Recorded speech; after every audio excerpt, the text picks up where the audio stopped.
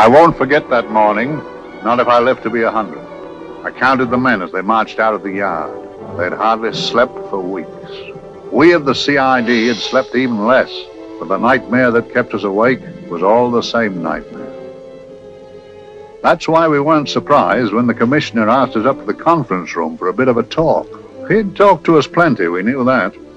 It didn't help any to know what was ahead of us.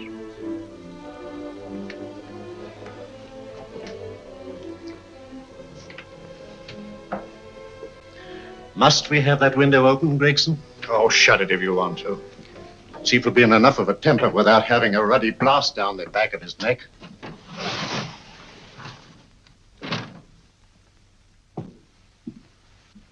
Gentlemen, the commissioner.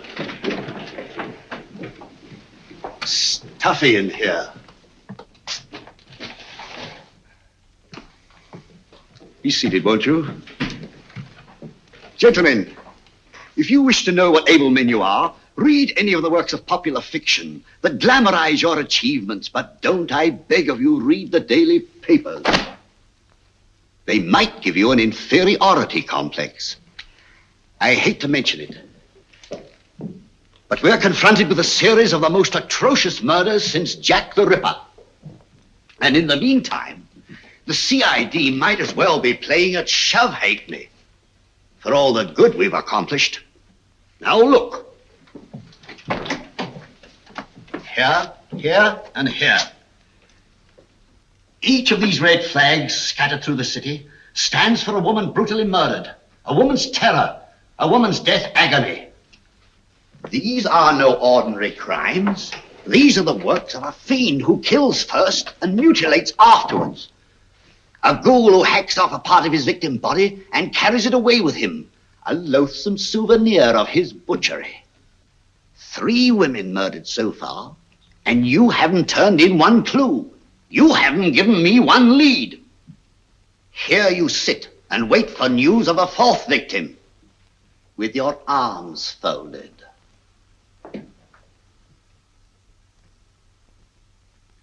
Well, we hadn't long to wait. It was down Lambeth Way where a young woman was hurrying home late last night. She saw something and stopped. It was a constable. He spoke to her and he walked along with her, just in case. He saw her go down the stairway to the basement lodging where she lived. We can only surmise what happened after that.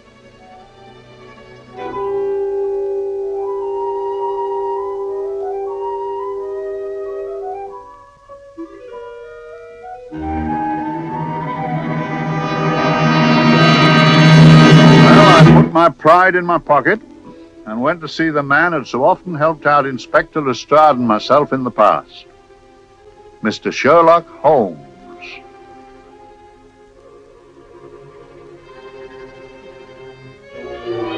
If ever a man needed help, I did.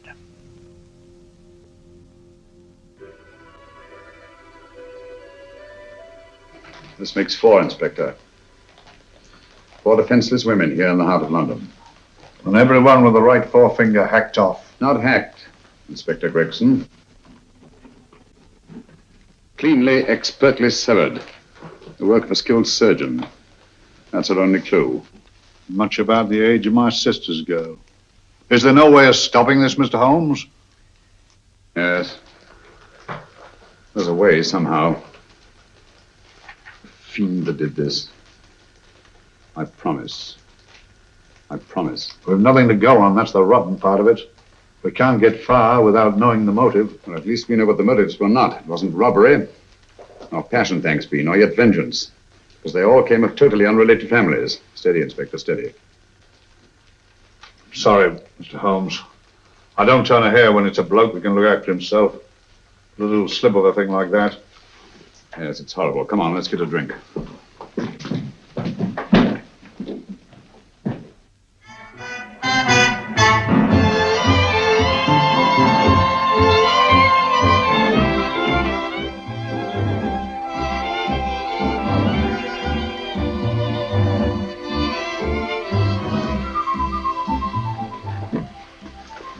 Good evening, Mr. Holmes. Good evening, Vincent. Whiskey and soda, please, and a double for my friend here, Inspector Gregson. Very good, sir. Make mine Irish. Decent of you to give me a hand with this thing, Mr. Holmes. Always a pleasure to be of help to Scotland Yard, Inspector. Little out of my line, looking for a maniac who murders just for the fun of it. Or perhaps just to get a human finger. In all 4 cases, the murderer risked capture by stopping to secure a finger. Well, what for? Who knows? He's just a madman. Perhaps there's method in his madness. If we could just trace those missing fingers. If we could just drain the English Channel, we might find a penny. Huh? Oh, thank you. You may keep those, Mr. Holmes. Thank you.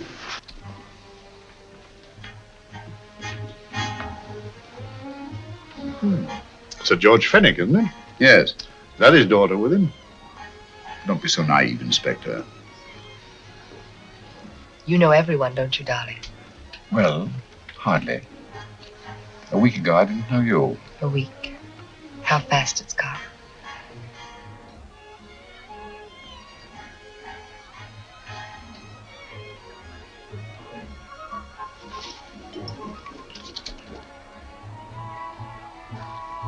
I collect these things. How very quaint of you. Shall we go? Yes.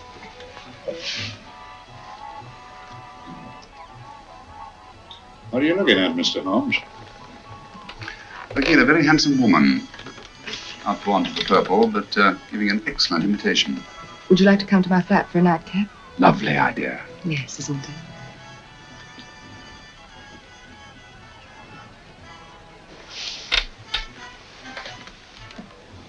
Wonder where she's taking Sir George Fenwick. Don't be so naive, Mr. Holmes.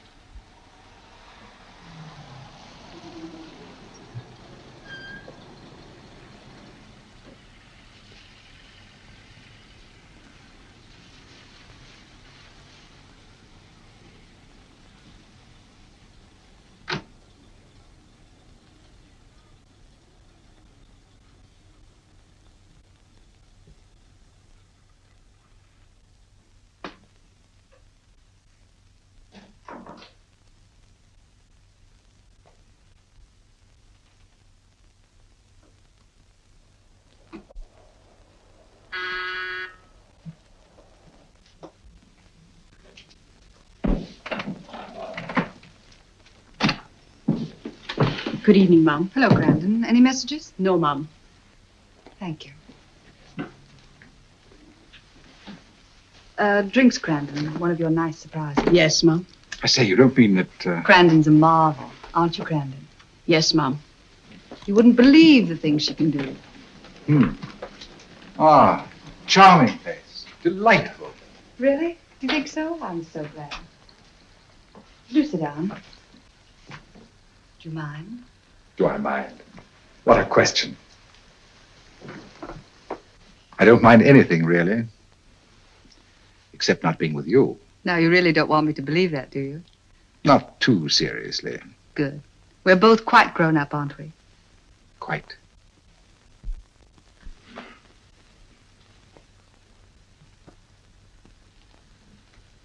You're a treasure, Grandon.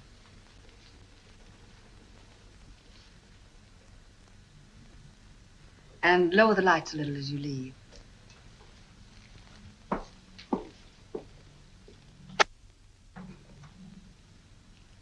I prefer a more flattering light. In any light, you'd be... Would I? And don't you know it? Perhaps I do.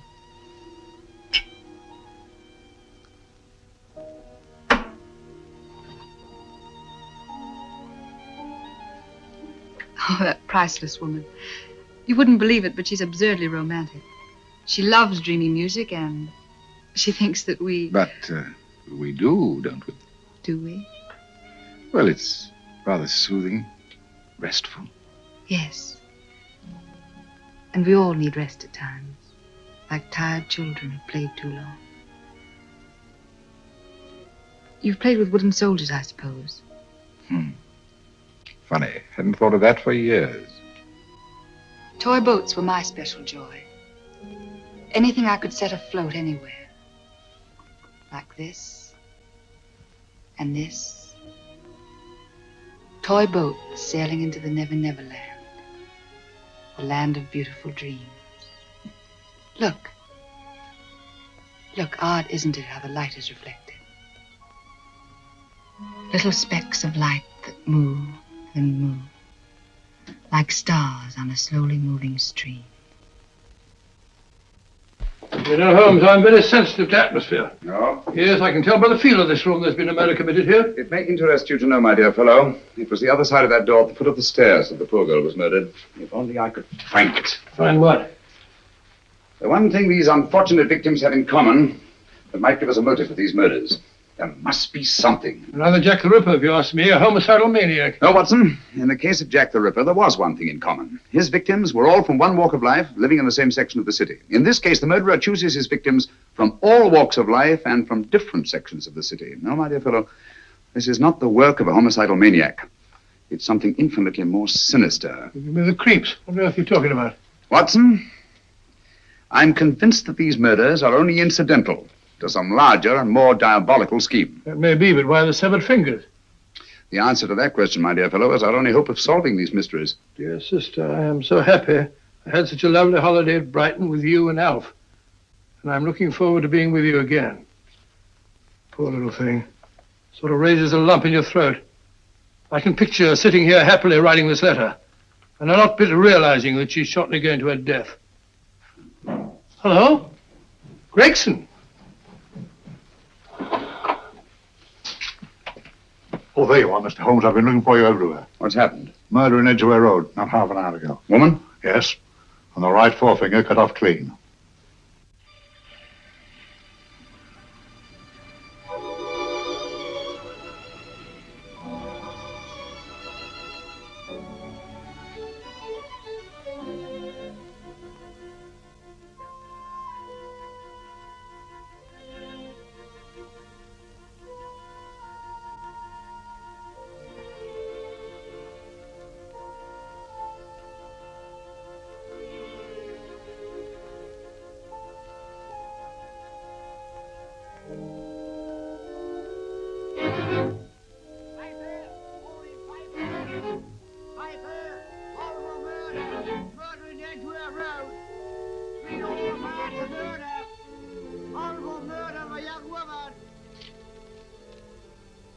Get your papers!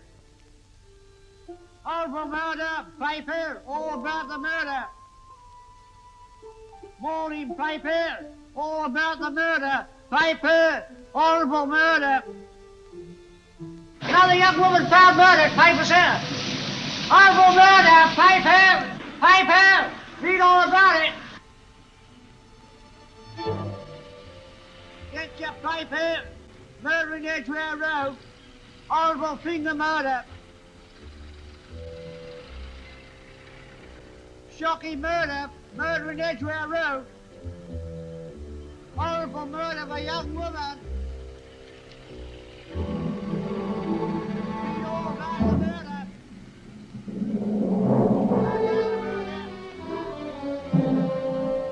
Only fancy, Mum. There's been another of those horrible murders. Dear, dear, how shocking. Yes, Mum. I really don't feel quite safe here myself. Oh, dear.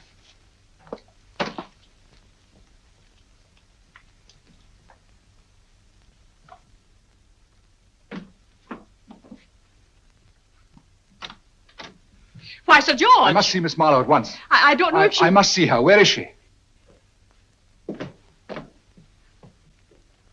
Lydia. Why, Sir George, what is it? What happened? I don't know.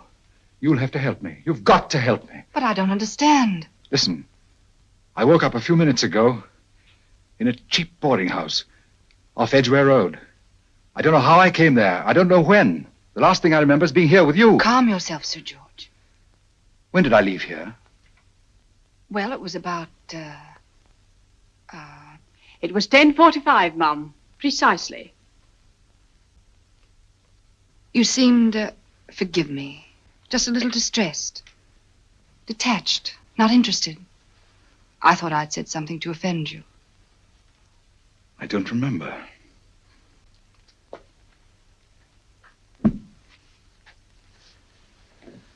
I can't remember. Tell me, has this happened to you before? Before? Well, there is such a thing as amnesia, you know. If it was 10:45 when I left you, it was 9 this morning when I woke. Over 10 hours lost. 10 hours that I can't account for. And in my pocket when I woke, I found... Yeah, in my pocket. That isn't... Oh, it's not for you, of course. It can't be. Excuse me, Mum, but there's a man asking to see the gentleman. Send him away. Yes, Mum. No, please. I'll see him.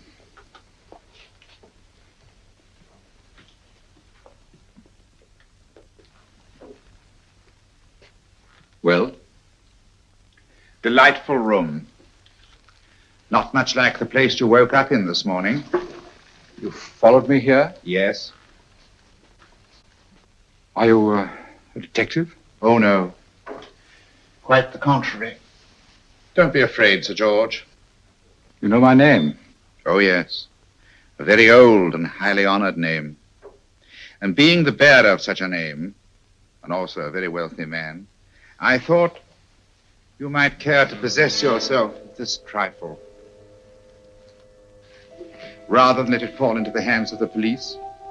It is yours, if I'm not mistaken. The initials, GF. Where did you get this? It came out of your pocket. I saw it fall, but you never noticed. You were very busy, bending over something with a knife. Then you put something in your pocket.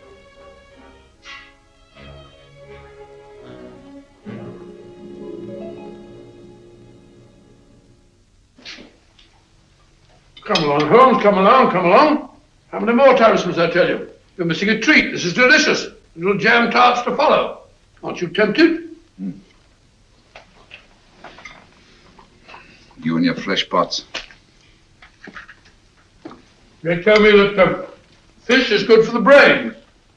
Brains haven't any. You realize that a whole day and a night have gone by since that bestial affair in Edgware Road? I'm as much in the dark as ever.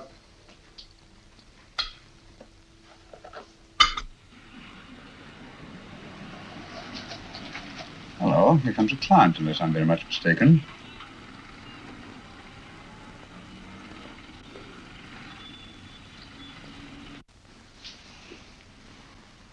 Well, attractive. Very attractive.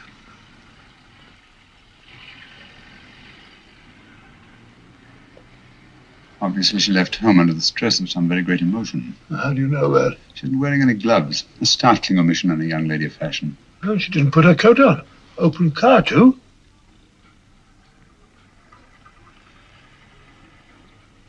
Furthermore, there's something in that bag she wants to show me. What makes you say that? The bag doesn't match her dress, indicating it was picked for size rather than style, to accommodate some bulky object. You amaze me, Holmes. What do you mention, my dear fellow?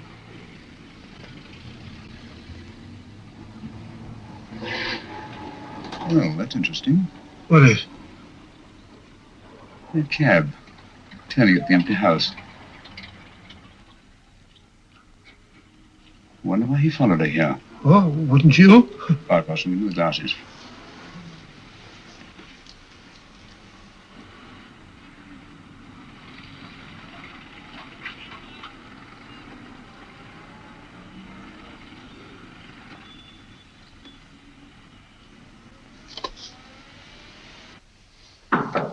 Well, we shall soon know.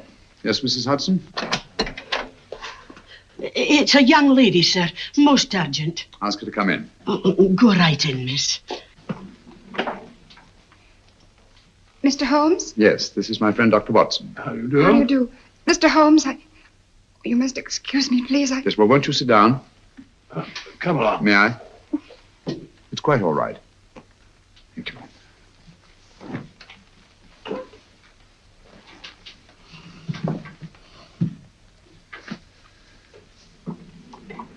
Now try to control yourself, Miss Fenwick. You're with friends. You know my name? No magic, I assure you. I've often seen your picture. You're the daughter of Sir George Fenwick, aren't you? Yes. It's about my father that I... What about your father, Miss Fenwick? Oh, I don't know what to do. He's always been the nicest, dearest person. Only since Mother died. Yes, we do. We know. So I didn't think anything of it when he was away all night before last. But he didn't come home until yesterday at tea time. Didn't come in for dinner at all. Just paced up and down in the library hour after hour. I begged him to let me in, but he wouldn't. Steady, steady. Now take your time. I couldn't sleep a wink last night. Then I started hearing things. Hearing things? What sort of things? I heard someone in the garden underneath my window. Then I saw a figure moving down the garden path. And I recognized my father. Stealing through his own garden like a thief.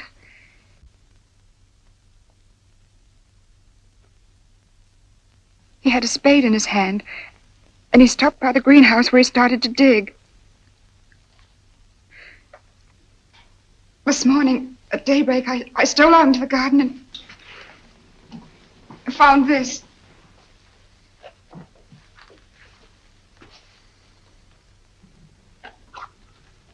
A finger. A human finger. Bring up Scotland Yard, will you, Watson? Ask them to get hold of Inspector Gregson and tell him to meet us at once at George Fenwick's house, Kingston. Operator, get me Scotland Yard quick. Where's my father, Norris? He's still in the library, miss. Thank you. We'll see him right away. Will you come with me, please? Thank you. I got your message, Mr. Holmes. Yes, indeed. Dad, may I come in? Dad. It's funny. He doesn't answer. You mind? Please do. Thank you. Watson, quick. Oh, Come along, my dear. no. Take charge, Miss Fenwick, please. Sorry, sir. Now, miss, please. Please come along with me.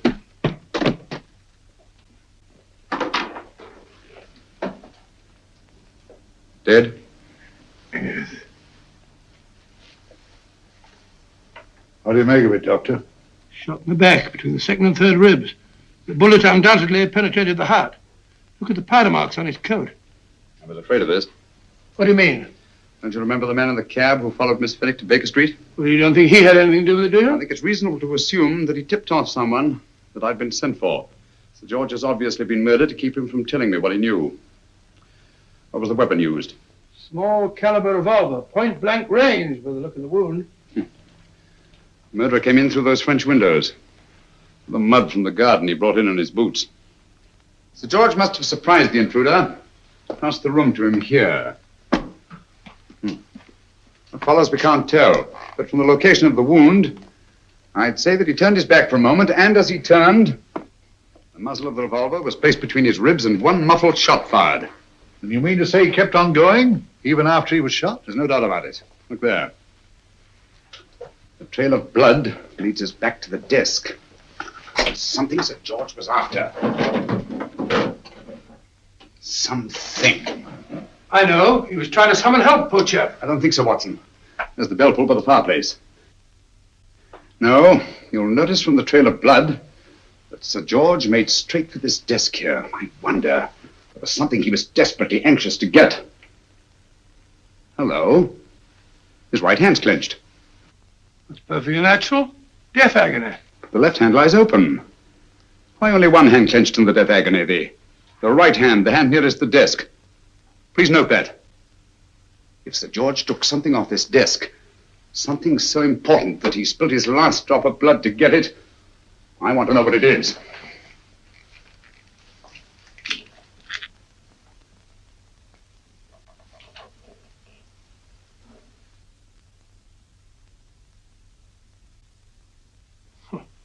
Nothing but an ordinary match folder. Where does that lead us? I imagine to something very important, Gregson. This match folder's from Pembroke House. Why shouldn't it be? He was there, you know. We saw him yesterday. Yes, but the effort he made after he was shot to get hold of this match folder. It's just possible he wanted someone to remember Pembroke House. He may have wished to recall it to someone who saw him there. Someone who, like ourselves, saw him with a woman.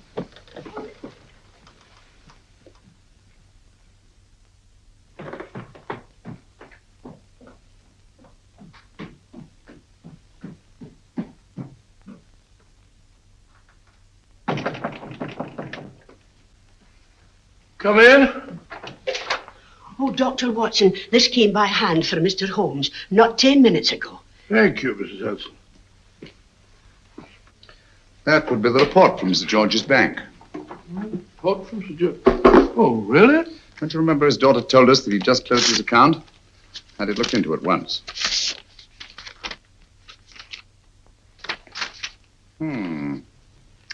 He drew out his entire balance in cash, nearly £10,000, yesterday, just after that young woman was murdered. What does that suggest to you, Watson? But he paid it out to someone. Precisely. I smelled a faint, sweet odor of blackmail. You don't think he paid it out to someone who saw him murder the McLean woman? Sir George never murdered anyone. But he did have that woman's finger, and he evidently did have and pay out a lot of cash. That's the terrifying part about blackmail, Watson. The victim is afraid to fight the accusation, no matter how false. Once the accusation is made, his name is smeared, and sometimes his life is ruined. Well, Sir George didn't commit these murders. What fiend did? I rather think they're not the work of any one man. Oh, come, Holmes. You don't expect me to believe there's a whole organization going about killing people and chopping off their fingers. No, it's possible, quite possible. Well, whoever's behind all this thing must be out of his mind. On the contrary, my dear fellow, if my assumptions are correct, this little scheme has behind it the most brilliant and ruthless intellect the world has ever known. You don't mean Professor Moriarty? I do. Oh, steady, Holmes. You've got him on the brain. This is the third time in as many months you've suspected him of unsolved crimes. He's dead, you know. Is he? Is he? You know he is. He was hanged in Montevideo, well, over a year ago. I know that someone was hanged in Montevideo under that name. But I'll stake my reputation that Moriarty is alive and here, now in London. Hello? Yes, but Dr. Watson, wait a minute. Me? Oh, yes? This is Dr. Watson speaking. No, I'm afraid I've retired. I don't practice anymore. What? Oh, that's a different thing. An emergency case. Well, just a minute. Yes? Yes, well, see, she's not moved. Remember that? Don't touch her till I get there. Fractured case in the Cardinal's Mews. Heavy woman. 14 stone. Look at it. Dust. 14 stone. Just the sort of person who would hoist herself up on a stool to feed the canary. There ought to be a law against fat people keeping little dicky birds. Well, so long, old man. I shan't be very long. Haven't used that bag since I brought little Amelia what's her name in the world. She grew up to be a very unattractive child. Oh, who wouldn't with a name like Amelia? Amelia.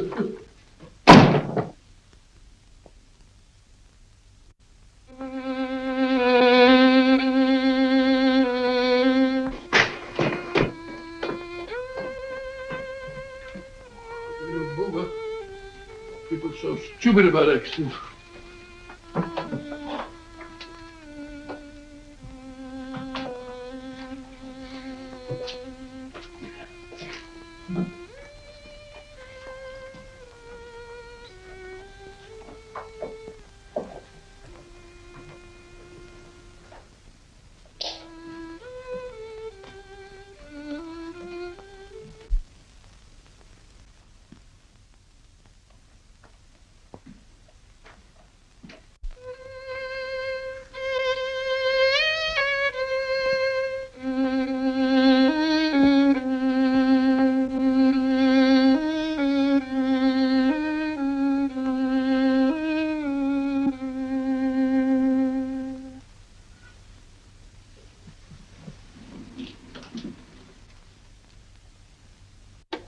Oh, Professor Moriarty. Not that I wish to appear inquisitive, but to what am I indebted for the pleasure of this visit? Scotland Yard will be interested. It's very convenient for me to have Scotland Yard think that I'm still dead in Montevideo. I never dreamed of fooling you. Thank you. The thought occurs to me, Mr. Holmes, that there are some advantages in living within the law. You are very comfortably fixed here, aren't you? As I get on in life, the little comforts appeal to me more and more. Oh, I beg your pardon. Won't you sit down?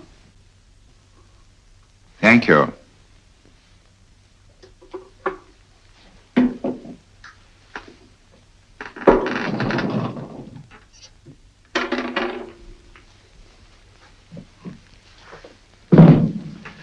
And now, Professor Moriarty, what can I do for you? Everything that I have to say to you has already crossed your mind. And my answer has no doubt crossed yours. That's final? What do you think? I shall not rest until you are hanged for the finger murders. You've no proof, you know. No, not a shred. But I have you. I could turn you over to the police here and now. You could. But if you did, you'd never see Dr. Watson again. Oh, the telephone call. Quite. I rather assumed you had taken some such precaution. Or I should have snatched up a revolver and indulged in a fit of heroics when you came in. Very smart, aren't you? Not smart enough. Or I should have anticipated you. But if any harm comes to Dr. Watson, I shall seek you out. I shall not rest until I find you, and when I do... No harm will come to Dr. Watson this time. But I can't answer for the future. Mr. Holmes, I should strongly advise you to drop this case. Don't be silly. Think it over. We've had many encounters in the past. You hope to place me on the gallows. I tell you, I shall never stand up on the gallows. But if you are instrumental in any way in bringing about my destruction, you will not be alive to enjoy your satisfaction. And we shall walk together through the gates of eternity, hand in hand. What a charming picture that would make. Yes, wouldn't it? No, I really think it might be worth it.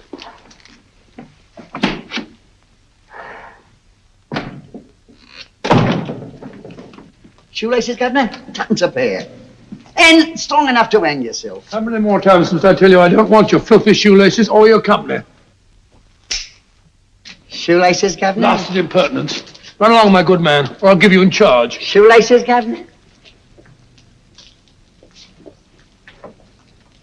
Shoelaces, Governor? Help a poor bloke. What's only got one arm? Any luck with Mr. Holmes? You can read his obituary in tomorrow's papers.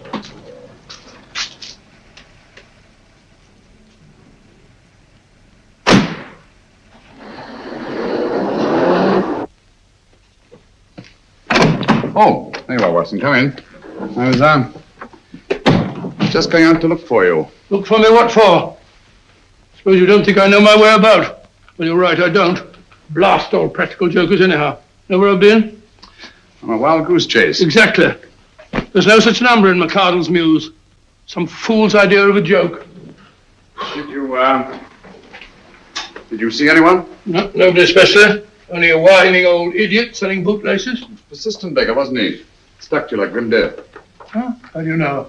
And finally left you for someone who looked like better pickings. Someone, my dear Watson, was Professor Moriarty himself. What? He's just called on me. Moriarty here and you let him go? But you must be out of your mind. Why? Well, he bluffed me into believing that he was holding a friend of mine as hostage. Friend of yours who? Oh, nobody very important, just a fat, lazy fellow. Medical man, I believe. Medical man? Do I know him? Yes, I think you do. A fellow by the name of Watson. Watson, never heard. Who, me? I'm afraid so, old fellow.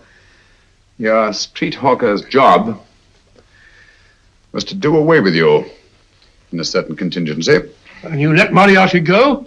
Because of me? I had no choice. I can't afford to lose you, old fellow. Well, it's very decent of the old chap, I must say, but... I wish you'd nabbed him. We shall, never fear. I know the motive for the finger murders. All I have to find out now is the method used with the blackmail victims. Method? Yes. How does Moriarty get them to the scene of the crime? How does he plant those severed fingers on them? And how does he scare them into believing that they may have committed those atrocious murders themselves? Curious.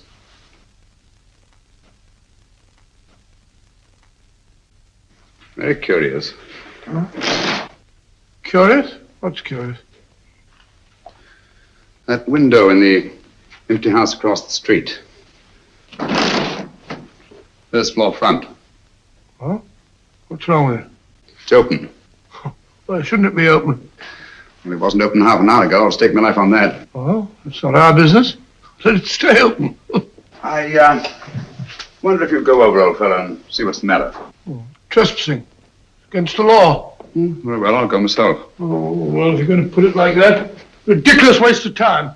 Going about shutting windows at this hour of the night. Yeah, you better take this torch. Well, take what? Dignified job for a doctor. Dr. Watson, the torchbearer. And what do you propose to do? Sit in a comfortable chair, I suppose, and read a good book? That's a very good idea. Yes, very good idea. While I play night watchman, you have a nice read. Mm-hmm. Good night. Have a good time. Have a good time. What do you mean, have a good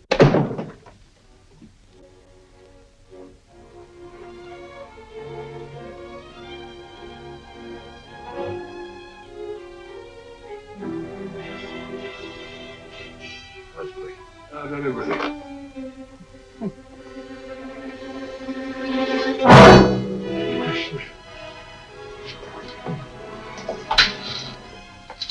What on earth is it for? Oh! Umbrella stand. Pretty little thing to keep about the house. Must have been a pet.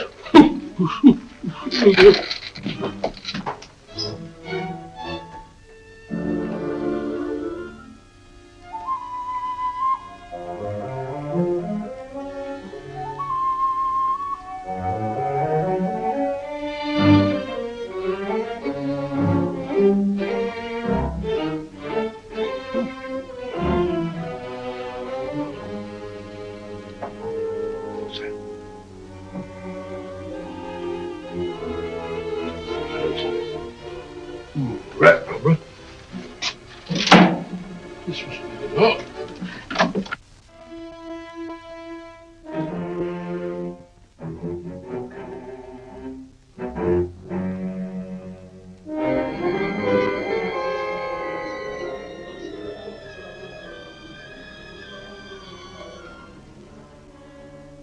Well, he sits comfortably reading a book.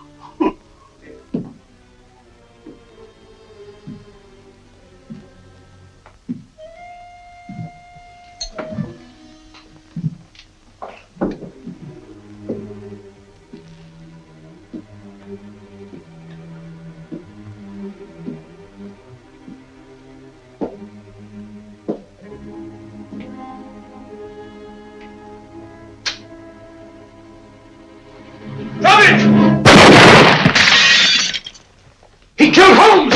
He killed Sherlock! Watson. You? But I saw him shoot you a second ago. Not me, my dear fellow. Merely the bust of Julius Caesar. Incidentally, you may have noticed that all through the ages, prominent men have prominent noses. Shh. Oh, I'm afraid we're in for terrible trouble again with Mrs. Hudson. Window smashed, plaster all over the floor. Get up, you.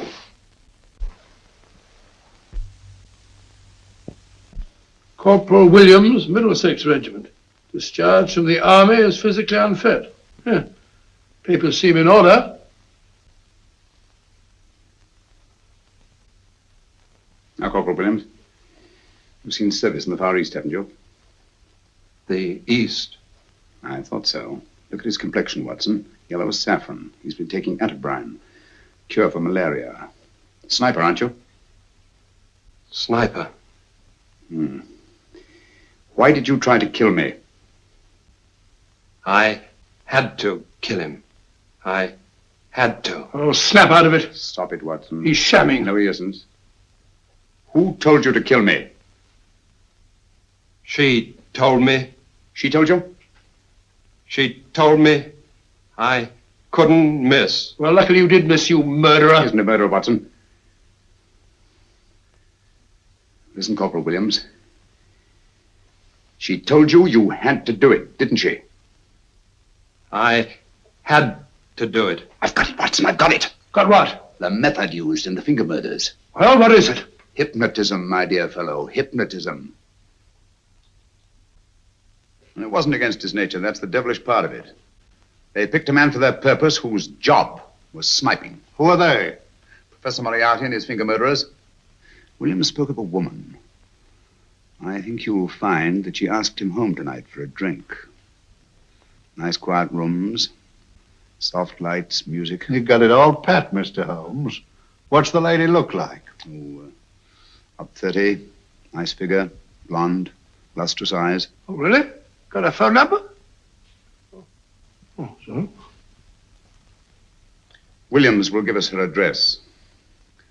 Look after him, Gregson. Don't let anyone come near him. He's our key witness in the finger murders. Well, I hope you're guessing right, Mr. Holmes. Get up, Williams. Now, go with Inspector Gregson anywhere he tells you. Come on. Yeah. Ring me as soon as he comes to himself, will you? I will. Good night, gentlemen. Good night.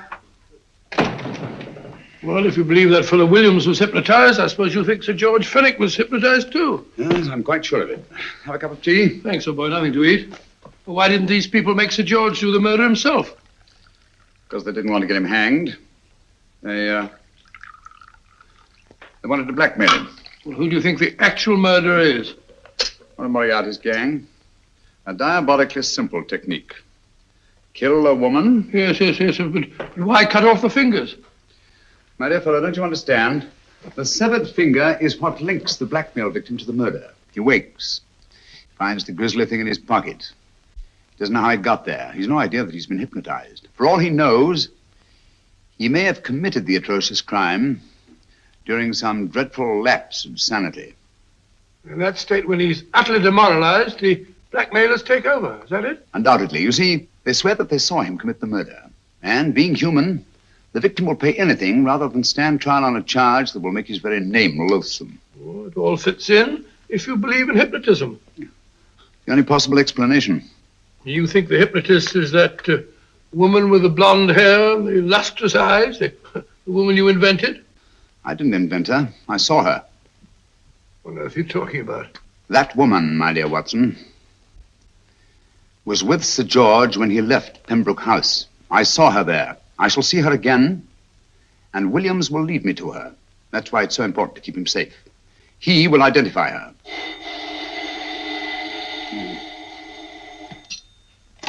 Hello? Yes? Inspector Gregson? What? Well, get every constable in the district. Yes, I'll be over at once. What's happened, Holmes? Williams is missing. Great Scott! Come on.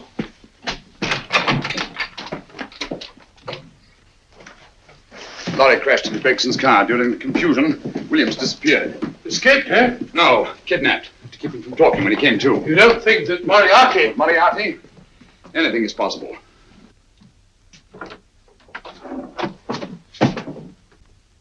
Williams! Dead. You see, anything is possible.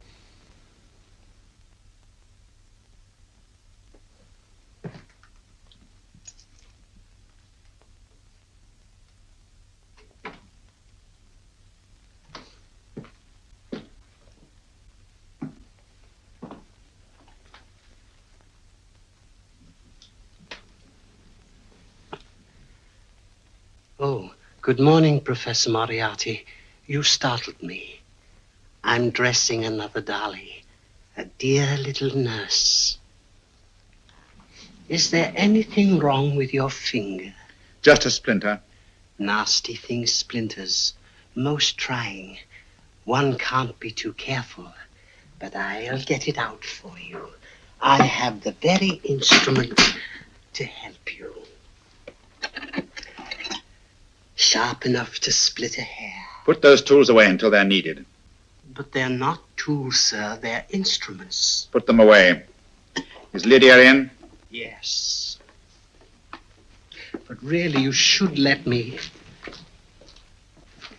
Get dressed. Holmes and Watson just left Baker Street for the Mesmer Club. Mesmer Club, the meeting place of all the top hypnotists in London. Do you suppose that Mr. Holmes is onto our method? If he suspects, it's merely a suspicion. It's our business to see that it ends there. I hope you're right. Williams passed away before he could talk, remember? What do you want me to do? Go to the Mesmer Club, meet Holmes, and induce him to come back here. Isn't that a bit dangerous? Every meeting with Sherlock Holmes is potentially dangerous. However, you say he didn't see your face at Pembroke House. And how would you suggest I get Mr. Holmes to accompany me here? Kidnap him? Oh, no. Holmes has one weakness, his insatiable curiosity. If you can arouse that, you can lead him anywhere. It's up to you to take advantage of any opportunity that may arise. This way, please, gentlemen. I'll tell Dr. Onslow that you're here. Thank you. So this is the Mesmer Club. If you ask me, hypnotism is a lot of mumbo-jumbo. Oh, come now, Watson. As a medical man, you must admit that hypnotism has its place in modern science. That may be, but 90% of hypnotists are crooks of the worst kind. Nothing more than a lot of charlatans exploiting weak-willed morons. Ah, Dr. Onslow, I believe. Happy to meet you, Mr. Holmes. Your brother Mycroft suggested I might be of help to you. He's a valued member of our little group of charlatans and crooks. Oh, beg your pardon, sir. I didn't know you were listening. Behind the curtain. My friend, Dr. Watson. Oh, delighted. How do you do? I wonder now. You see, we're in the midst of a little experimental session at this very moment. If you'd care to join us. Oh, certainly. That'd be very instructive. Oh, well, will you follow me? Thank you. Why should I know somewhere behind the blasted curtain? In treating his patients. But today, the therapeutic value of hypnotism, as we now call it, is conceded by innumerable physicians. Especially is it of value in surgical cases where the administration of local or of general anesthetic is inadvisable. Inadvisable poppycock. For the sake of latecomers, I may say that I have placed this subject under profound hypnosis. In this condition, he can feel no pain, even under applications which normally would be excruciating. Excruciating? You excuse me, please. Carter, you are having a peaceful sleep. You feel nothing. Your arms and your hands are without sensation. Mowbray, the long needle.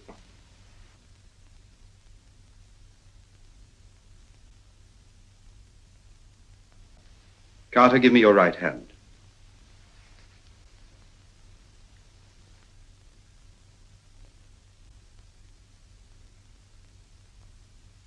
As you observe, the needle has been thrust completely through the subject's hand. No feeling, no pain. This lack of feeling is the one infallible test of profound hypnosis. Nonsense. Fellow's full of drugs. Oh, isn't he? Definitely not, Doctor.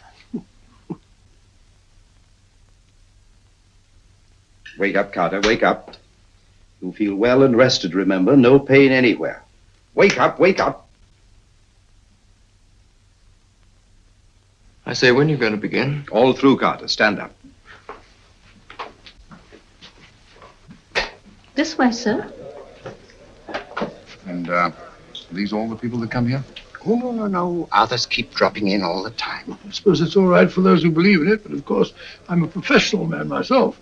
Then you don't believe in hypnotism, Dr. Watson? I don't deny that there are certain types of hysterical, feeble-minded people who go under if you point your finger at them. But anyone with an ounce of character... How right you are. You see right through our little artifices, don't you, Doctor? Right through, my dear sir. Right through. Right so. But with the feeble-minded, as you say... excuse us, Mr. Holmes. Certainly. Step over here, won't you? Certainly, sir. Anything to oblige. Let me show you how easily we charlatans take advantage of them. Now, sit down, Doctor. Now, we set a thing like this in motion. It's wonderful, the attraction on the feeble-minded, of course. The continuous motion, if they just let themselves follow it. Of course, you could stare at it till doomsday, Dr. Watson, with no effect at all. Still, it might make you a little drowsy, like the white ribbon of road at night when you're driving. The rhythm is smooth, unbroken, and the road goes on and on, round and round, always the same, winding and winding. And you're drowsy, you're tired. Let the road come into you, as it were. The long road, the smooth road, the road to sleep. Sleep.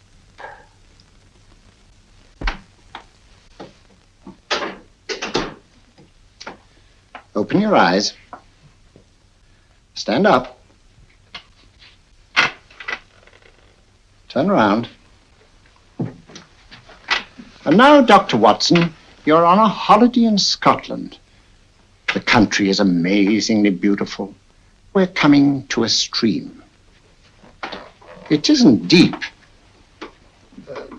Better take your shoes and socks off.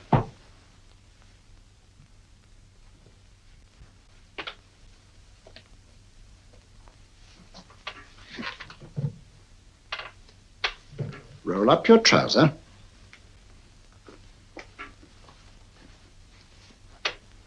That will do. The other leg is waterproof. Turn around. Mind the pedals.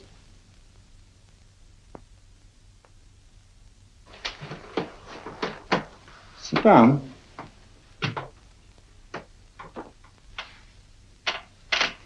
Wake up now.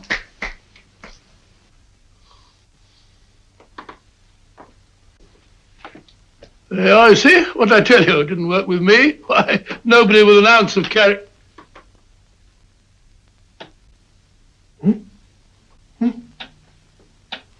I think you'll need these.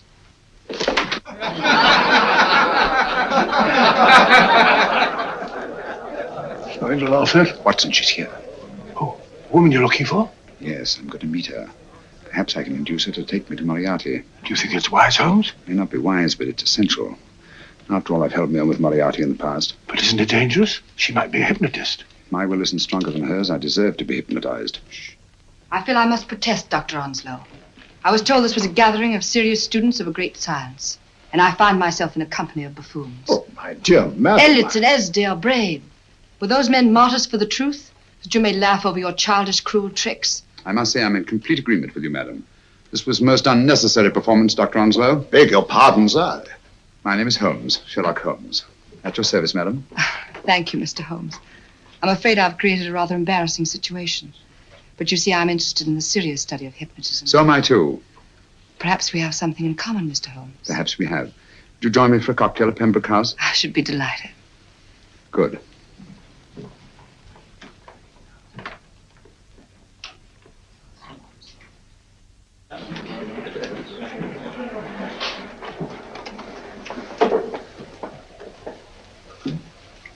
Thank you. I didn't know there was such a pleasant place in London. It was so nice of you to suggest our coming here. I thought a little pick-me-up would do us good. You mean you thought I looked... I like the way you look. Thank you.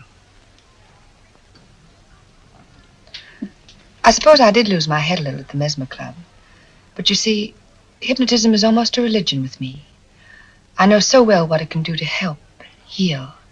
And I can't bear to see it used for trivial purposes. I know very little about it. That's why I went to the Mesmer Club. You see, I'm rather puzzled just now with the case that I'm working on. How fascinating. Tell me about it. It's the murder of Sir George Fenwick. Fenwick? Who's he? Quite a well-known figure. Odd now I come to think of it. Last time I saw Sir George was here at Pembroke House. Strange. Yes, isn't it? He was sitting, I believe he was sitting at this very table. Cigarette? Thanks. Do go on. There was a charming lady with him.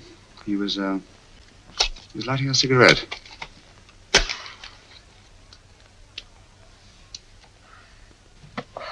Charming. Did you see her face? No worse luck. Merely her back. How unenterprising of you. Yes, wasn't it? Afraid I'm getting a little older. I shouldn't say so. That's nice of you. Still, the first time in my life, I've got hold of a case that's beyond me. I'm actually losing sleep over it. You know, Mr. Holmes, I believe I could help you. Really? I should be very grateful. You're amused. Oh, merely skeptical. How would you go about it? I've used hypnotism more than once in healing. Not for profit. I'm not a professional. But I do think I could help you.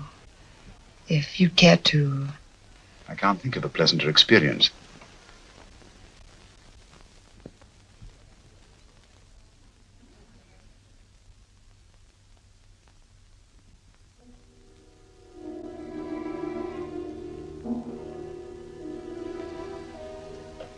Low lights, music, is that all there is to it? You must relax, Mr. Holmes. I'm afraid you're a rather difficult subject. So I thought perhaps a little help. Materia medica might be advisable. Drugs?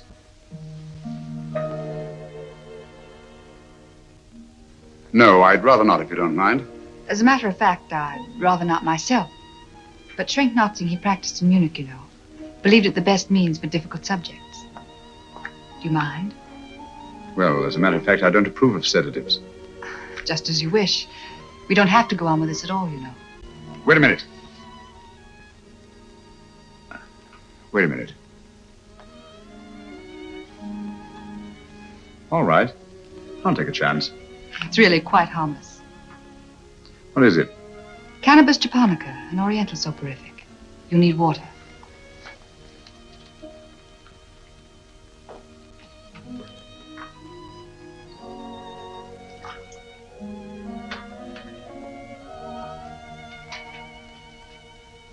Thank you. Now sit down, Mr. Holmes.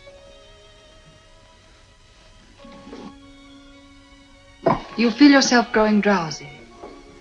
Don't fight it. Give in to it. Because you do want to sleep, you know. Just fix your eyes on this one white flower, floating on the water. Empty your mind of every other thought. Follow the motion of the water. So smooth, not a ripple. Waters of forgetfulness. Steady, deep, strong. Strange, isn't it? How the light is reflected. Little specks of light that move and move.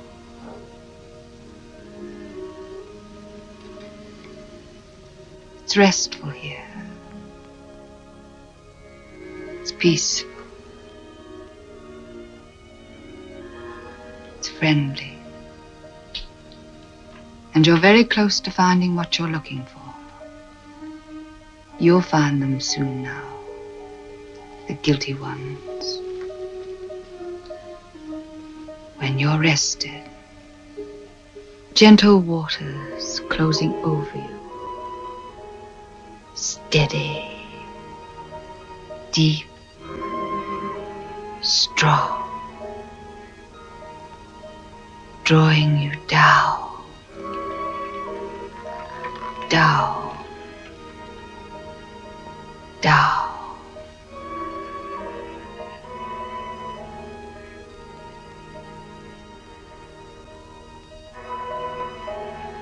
Sleep.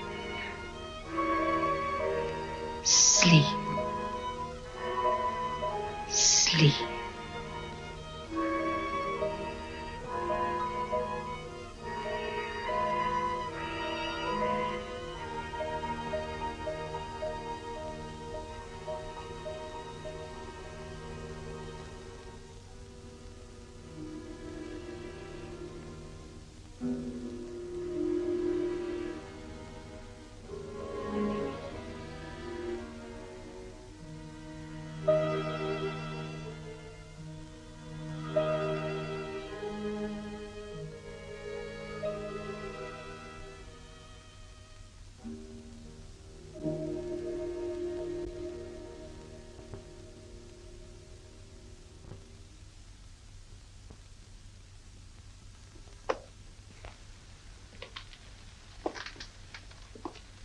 Here he is, Professor Moriarty.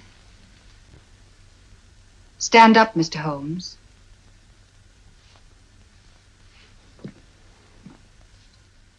Open your eyes. Face this way. Are you satisfied? We are dealing with a clever man. He may be shamming. There's just one infallible test for profound hypnosis. You ready, Dr. Simnel?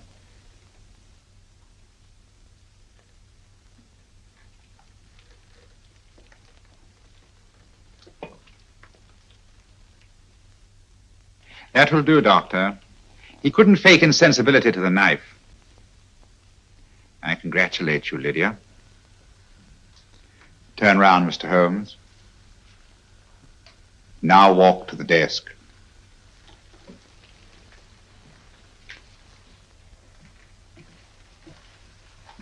Sit down.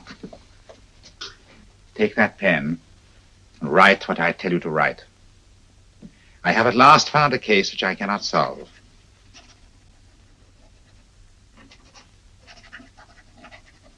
I have outlived my usefulness. Therefore, I have decided to end my life.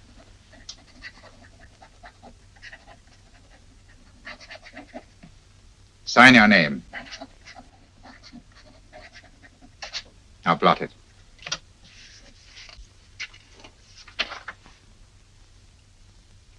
Fold it up and put it in your pocket. Come, Mr. Sherlock Holmes. Go out onto the terrace. But it won't look like suicide, sir. I'm sorry, but Mr. Holmes' injuries must all be self-inflicted. Let's walk a little, Mr. Holmes. It's so pleasant here in the garden. Just step up here onto the terrace. It's a nice, broad terrace.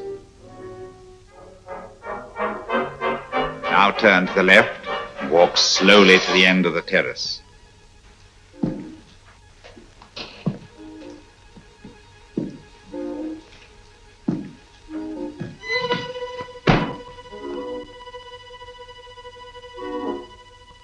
Don't stop. You must walk to the end, you know.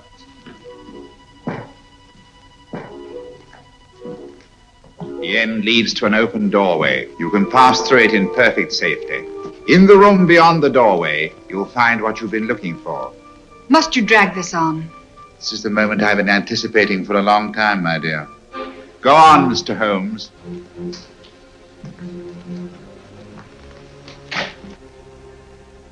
Through the open doorway, you will find the man responsible for the finger murders and the death of Sir George Fenning.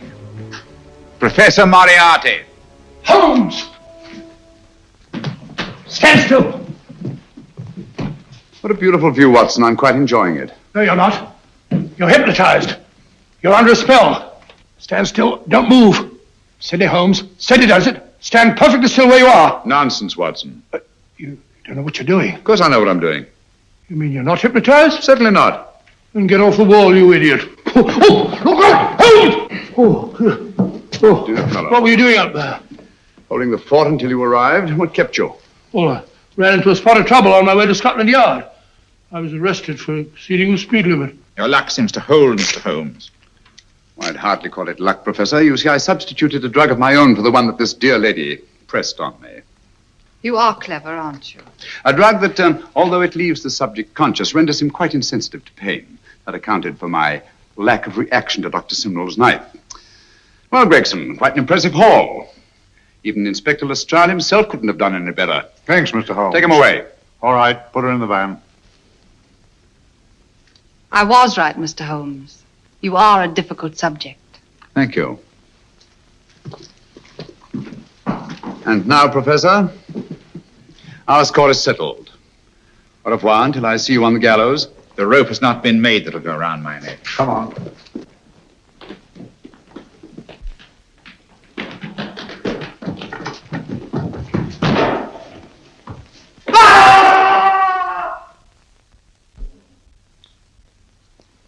take care of things, Mr. Holmes. Thank you, Inspector.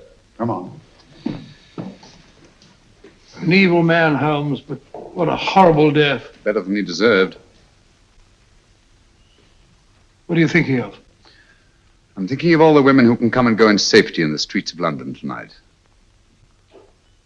Stars keep watch in the heavens. And in our own little way, we too, old friend, are privileged to watch over our city.